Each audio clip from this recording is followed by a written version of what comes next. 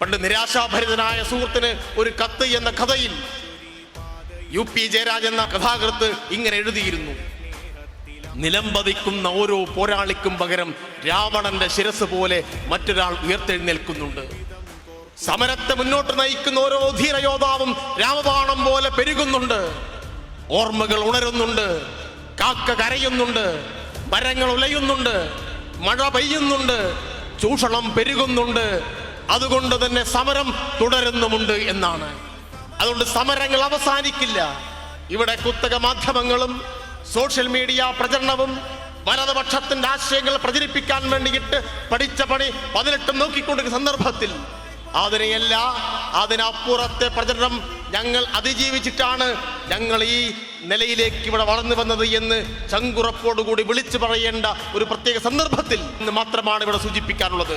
സമരഭൂമിയിൽ പിറവി കൊണ്ടൊരാരുധിരതാരങ്ങളെ വരികയായിതാ വഴി നയിച്ചൊരീ പാതയിൽ ഞങ്ങളും